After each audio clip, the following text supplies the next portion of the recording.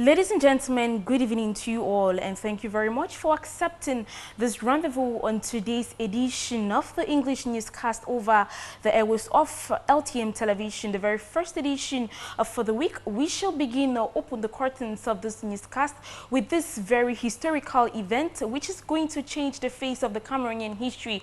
We talk about after 3 years of socio-political unrest in the two English-speaking regions of the country, an inclusive dialogue has been finally initiated. This particular dialogue, which was launched by the head of state, His Excellency President Paul Biya on the 10th of September 2019 on his address speech to the population of Cameroon. This Grand National Dialogue, which kick-started today, 30th of September 2019, and is due to till the 4th of October 2019. It is over there in the nation's political capital, Yaoundé. On this following report, Catherine actually observed the different commissions. This particular commission, which is headed by the Prime Minister and Head of Government, Joseph Diongute. The following report gives us details on how it went down on phase 1 or day 1 of the Inclusive National Dialogue. 30th of September 2019, the Grand National Dialogue kickstarted in the nation's political capital, Yaoundé. An initiative launched by the head of state in his special address speech September 10, 2019. The Yaoundé Conference Center saw the arrival of different administrative authorities, religious and traditional leaders, all delegates, pressmen, security personnel and the layman. On the official program after the arrival of the Prime Minister and Head of Government, who doubles as the intermediator of the National Dialogue. In his speech, Minister Joseph Diongute says the national dialogue must evolve around 8 themes as defined by the head of state, which includes education, justice, decentralization and local governance, reconstruction and development of regions affected by the crisis, return of refugees and displaced persons, disarmament, demobilization and reunification of ex-combatants, role of diaspora in the crisis and contribution to the development of the country. A moment of silence was equally observed in honor of victims of the unrest in the crisis-stricken regions. To the nation on 10 September 2019 to convene this major national dialogue. Ladies and gentlemen, I appreciate the historical responsibility we have towards our children, our grandchildren, and future generations. By deciding to invite Cameroon's constructive forces that you are to this major national dialogue, President Paul Biya makes each and every one of us fully responsible for the fate of our country. Getting reactions from different platforms after the first half of the major dialogue, the chairman of the Social Democratic Fund, Nijan Frundi, says it looks like imposed decisions have been taken and insisted on two-state federation that will give power to the people to rule and solve their problems for development. Contrary to his point of view, Christian Cardinal Tumi appreciated the Prime Minister's speech and says it shows determination by the government in seeking last solutions to the Anglophone crisis. On the part of Dr. Nchumenta Banda Divine, the chairman of the National Commission, he says it is possible for form of state to be discussed in the Decentralization and Development Commission. So far, fingers remain crossed with hope that the Grand National Dialogue will put an end to the socio-political upheaval in the two English-speaking regions of Cameroon. Still giving you updates on the day 2 of this Grand National Dialogue convened at the Yaoundé Conference Center. It was some sort of a delight and a shock as to the various delegates and the various invitees there present, as one of the ex-separatist fighters walked on stage in order to address the various difficulties and frustrations which pushed many of these young Cameroonians to pick up arms and go into bushes to become Ambazonia fighters. Catherine Connell still compiled the details in the following write-up. Okay, the microphone is being given to the representative of former fighters. The ex-separatist fighters were given an opportunity to express their grievances and frustration, which pushed them in picking up arms to fight the government. The talk is all about we need to go back to the cause of this problem. What happened before we come out? pick up guns to fight our nation. Some of this reason is very simple, which is marginalization. We were treated as second-class citizens in our own in our own father's land or our motherland. Some of us are degree holders. Some of us are educated, but we got no jobs in our own fatherland or motherland. There are companies located around our areas, but most of those companies are run by French-speaking Cameroonians. We in our own area, we don't have an opportunity to work in those companies. For example, I will call Kafiko in Osini. Most of the administrators there are run by the French-speaking Cameroonians. We have CDC. Almost all the administrators are run by French-speaking Cameroonians. If you are in your own country and a proud citizen of your country, are you sure you're going to take such thing? If we all are Cameroonians, why were we treated that way? Those are the reasons why we pick up guns to fight our government. They equally urged the government to focus more on social media, which is the main platform promoting the unrest in the two Anglophone regions. And I would also like the government to understand one thing. This fight is on social media. Most of us are radicalized by those working on us on social media, like My Country People, Mr. Paddy Asanga, Franklin Jume, Galem Dixon, Mike Brata, Frank Doxman, and others. So let our government should understand that this fight is on social media, and our government should invest most in communication sector rather than moving here and there, things like that. Most of us were de-radicalized on social media, not going up and down. The separatist fighters have been called by the latter to drop their arms so peace can return in the country.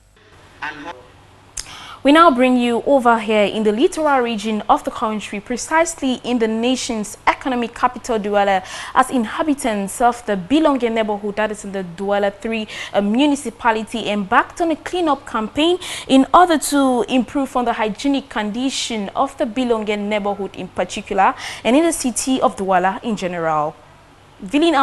About 500 youth in the Bilonge 2 neighborhood took it upon themselves to keep their environment and roads clean. Bilonge is a neighborhood in the city of Douala, which is considered to be a dangerous area where most bandits of Douala are residents. This community work carried out by the youth of Bilonge was aimed at removing bulky items and hazardous materials from the roads that are able to help prevent more trash and pollutants, as they have been considered to be backwards. You see, each time they were seeing Bilonge as a quarter that was, I don't know, behind backside.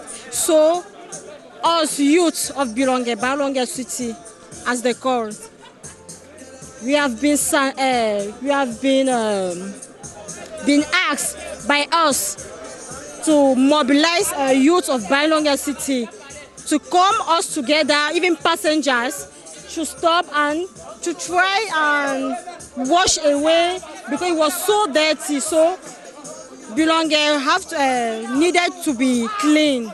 That's why we have mobilized all the youth to come together and to work to put Bilonge in a clean environment. That's it. The youths were cooperative as they work hand in hand in order to ensure the success of this work. Very okay. Very, very, very okay. People are working very hard.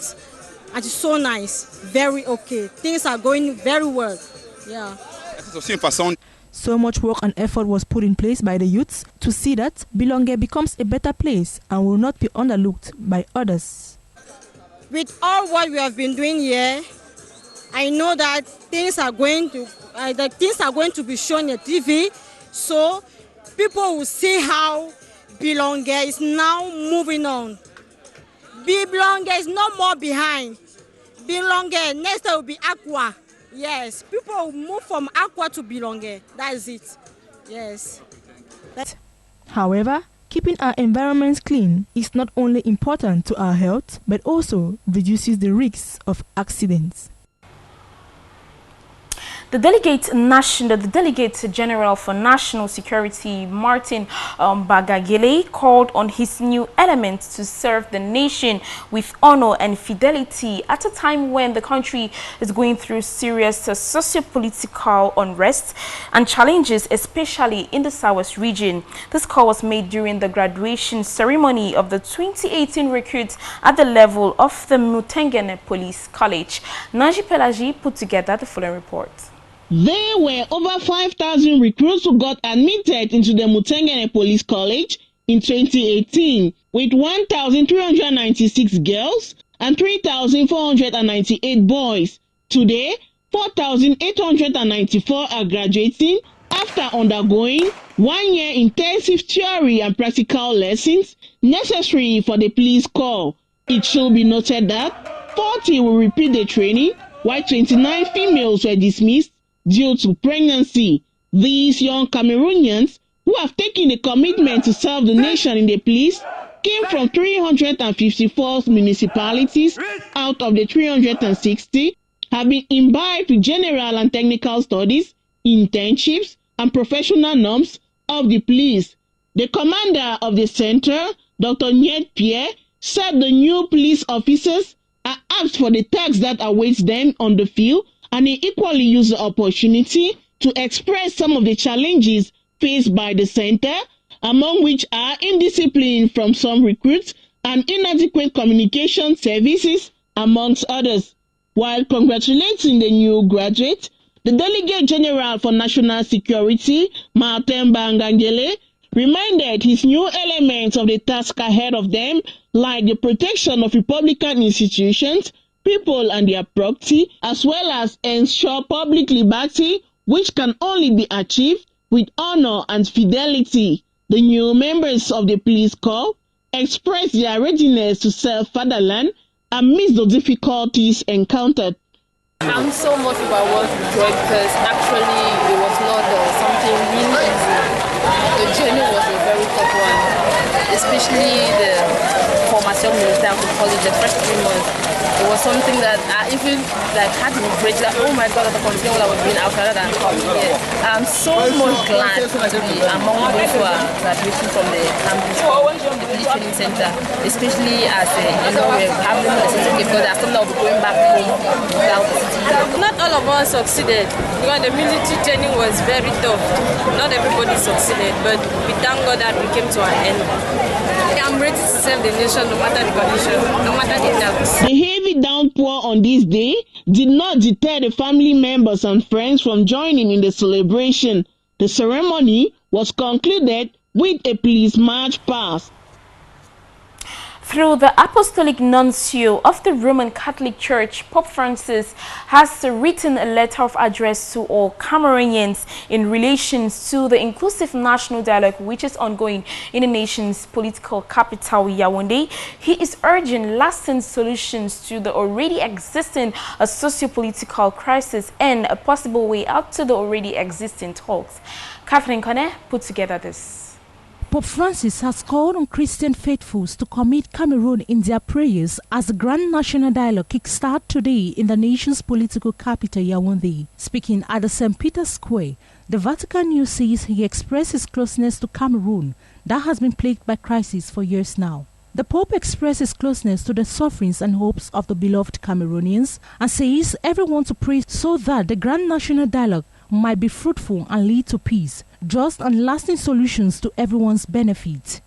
The dialogue, which kickstart today, September 30, 2019, is expected to tackle key issues plaguing the country, including the armed conflict in the northwest and southwest regions of Cameroon.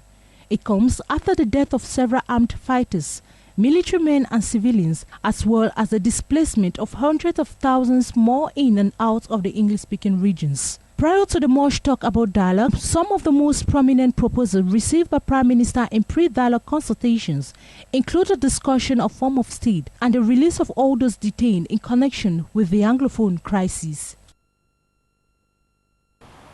We now talk sports on this newscast as the indomitable volleyball Lionesses of Cameroon have recorded 11 losses in 11 different matches. This was at the level of the 12th edition of the Women's Volleyball World Cup, which started on the 14th of September and ended on the 29th of September 2019. Vilin Ama compiled the details. The Women's Volleyball World Cup, which started on the 14th of September 2019, ended on Sunday, September 29, 2019, with the coronation of China.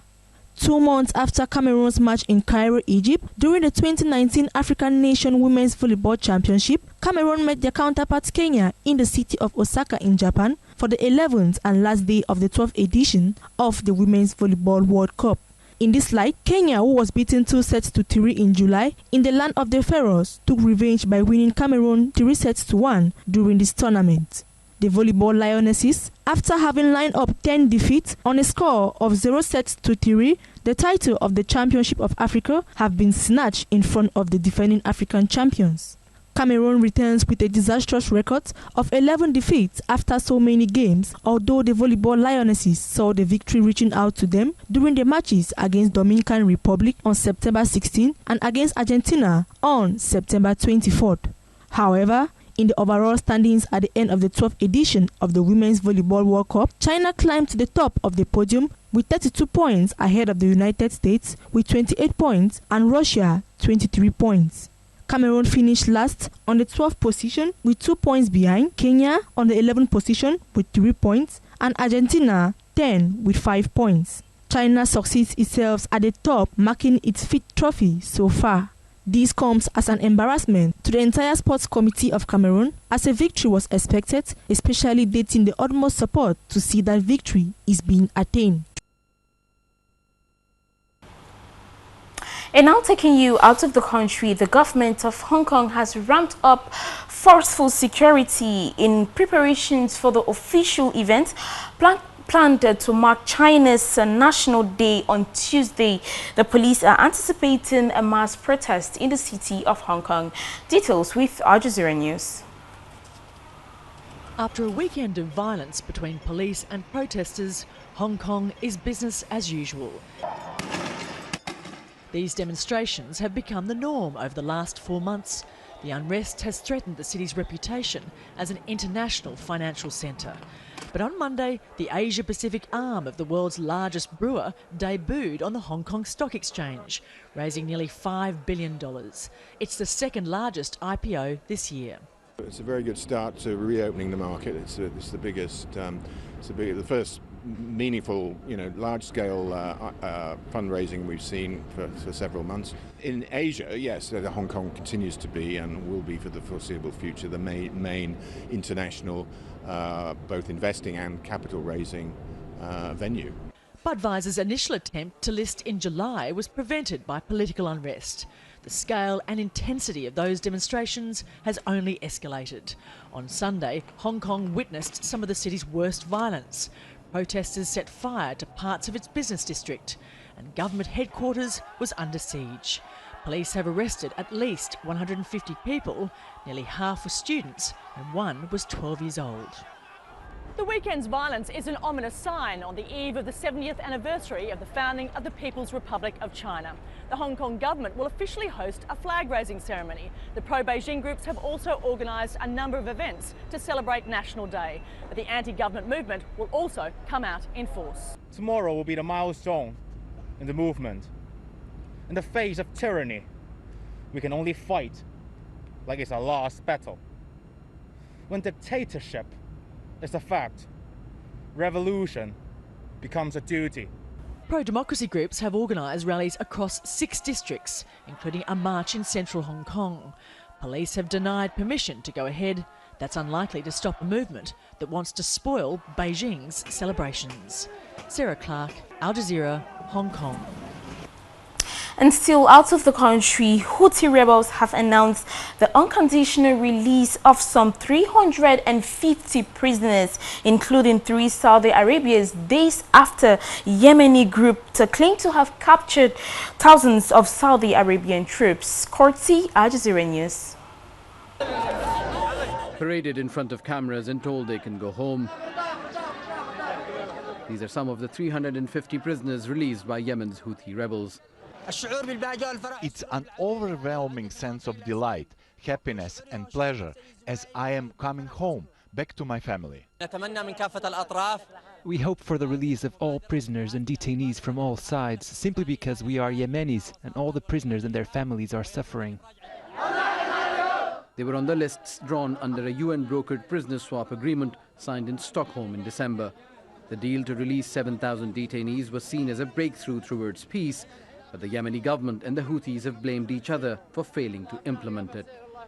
Houthi rebels say this unconditional release should show their commitment. We are prepared and willing for an all-inclusive swap deal, whether they are Yemenis or other nationalities. And to prove our sincerity, we have initiated the unconditional release of 350 prisoners. We have called the United Nations to pressure the other side to reciprocate. Among those being held are Saudi citizens who the Houthis say will be handed to the Red Cross. Aid workers have called for gestures like this as a way to build confidence with hopes that it can lead to a peaceful resolution. The people who were released today were our fathers, sons, brothers. Of course, we hope to see more initiatives in the future, bigger numbers from all sides. And as the International Committee of the Red Cross, we are always ready to act as a neutral facilitator, just as we did today, in any future release operation. So definitely we are hopeful, and we also hope that this release contributes to the revival of the Stockholm Agreement. In a media briefing on Monday, the spokesman for the Saudi-UAE coalition was non-committal on releasing captives in response to the Houthis freeing hundreds of fighters. According to the Houthi military spokesman, they launched a major attack inside the Saudi territory of Najran and destroyed multiple vehicles as well. Houthi rebels showed the capture of hundreds of Yemeni and Saudi soldiers, which Al Jazeera cannot independently verify. The Saudi spokesman also cautioned against taking these videos at face value. It's part of a series of attacks, including the one on Saudi Aramco, which took out half of its oil production earlier this month. The Houthis criticized world power for condemning the attack and said oil is a commodity which is not more expensive than Yemeni blood. It is an escalation of violence in a war that many see as a proxy conflict between Iran and Saudi Arabia. Osama bin Javed, Al Jazeera. Ladies and gentlemen, this brings us to an end of this edition of the English newscast over LTM television. Thank you very much for trusting this form of information. For many more prepared on our information deck, simply meet Yves Sanjo at 8 p.m. for the news in the French language. Until then, stay tuned to the many programs. Good night.